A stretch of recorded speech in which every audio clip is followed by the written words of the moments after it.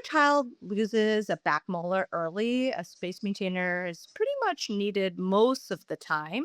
The reason why is because the front tooth and the back tooth, when there's no tooth in the middle, will start to tip in.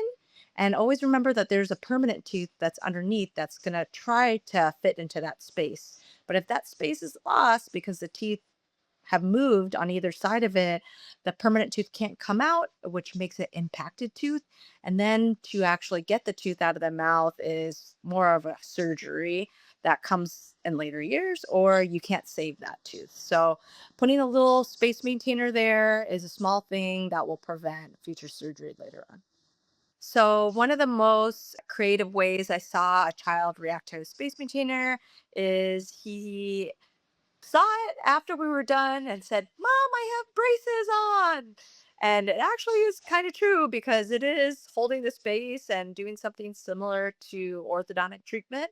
Everybody's excited about braces. So, the kid ended up being really happy about it. So that's one of the number one concerns I try to address because a lot of parents ask me, is this tooth going to fall out? It will fall out, but usually it doesn't fall out for years and years. And in that time period, if a child does develop infection, that infection can damage the permanent tooth, number one. And the second thing is just like anywhere in the body, we don't want to have infections that can travel around. So if you have an infection or a cut on your leg, you'd be worried about leaving that to fester and become an infection, right? Because it can spread to the rest of the body. The same thing happens in the mouth, except you have more critical structures nearby. So on a kid's body, the main reason we want to take care of the baby tooth is to protect the adult tooth and then also to prevent infections that can damage other structures in the face and become more complicated over time. I always try to remind people, the mouth is an extremely sensitive area. You can tell even if there's a hair in your mouth, right? And it feels like a huge thing. So having an orthodontic appliance is definitely going to feel different.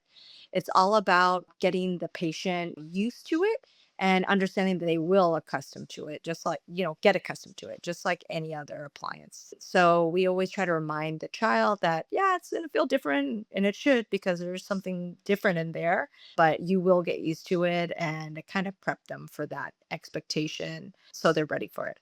So, one thing we've started at our office is some early morning hours. We actually introduced office hour at 7 a.m. to 8 a.m., which is before work hours and before school. So that way, if parents do want to come in before their schedule and their day even starts, something we added to help accommodate parents.